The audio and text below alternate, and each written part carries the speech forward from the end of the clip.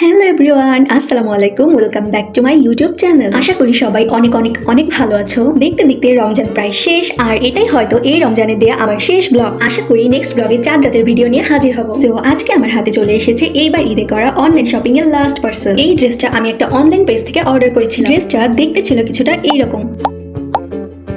তো আর দেরি না করে চলো দেখি কি দেখে অর্ডার করলাম আর কেমন ড্রেস পেলাম। ঈদের প্রায় সব ড্রেস কেনা শেষ। এটা অবশ্যই আমার মেন ড্রেস না, এটা এমনি নর্মাল সবসময় পরার জন্য কেনা হয়েছে। আমি খুবই আশা করছিলাম যেরকম দেখেছি অন্তত তার 80% যেন মেলে, না হলে আমার সমস্ত টাকাই লস। তো এটা খোলার পর আমি এর আগা মাথা কিছুই খুঁজে পাচ্ছিলাম না। পরে দেখলাম ড্রেসটা উল্টো করে ভাঁজ করা ছিল, তাই আমি সোজা করে নিলাম। আর সোজা করার পরে দেখে একটু আমাকে বলা হয়েছিল এর ম্যাটেরিয়াল হচ্ছে কোরিয়ান সিল্ক, কিন্তু খোলার পর দেখলাম না, এটা হচ্ছে জর্জেট কাপড়ের। সো শুরুতে একটু হতাশ লাগছিল। যাই হোক, ছবিতে যেরকম দেখেছিলাম এটা দেখতে অনেকটা সেই রকমই, কিন্তু পিকচারে একটু শর্ট মনে হচ্ছিল, বাস্তবে একটু লং বেশি। তাছাড়া সব ঠিকই আছে। আর এর নিচের ডিজাইনটা ছিল কিছুটা এইরকম। ড্রেসটা খুব একটা খারাপ না, সুন্দরই লেগেছে, ভালোই ছিল, ভালোই বলা চলে এটাকে, ওভারঅল গুড। এর আগে আমি আরো অনলাইন থেকে ড্রেস অর্ডার করেছিলাম, কিন্তু সেটা দারাজ ছিল, যেটা একটু ট্রাস্টেড মনে হয়েছিল আমার কাছে। কিন্তু ফেসবুক পেজ থেকে এই প্রথম কোনো ড্রেস অর্ডার করেছিলাম। যাই হোক, ড্রেসটা তো মোটামুটি ভালোই বলা চলে। এখন চলো দেখি এর প্যান্ট কি অবস্থা। বিশ্বাস করো, এটা খোলার পর আমি যে এত বড় একটা টস খাবো এটা জীবনেও বুঝিনি। এইটা দেখে একটা প্লাজো দিয়ে দিয়েছে, তাও শুধু জর্জেট কাপড়ের একটা সিম্পল প্লাজো, যেটার দাম সর্বোচ্চ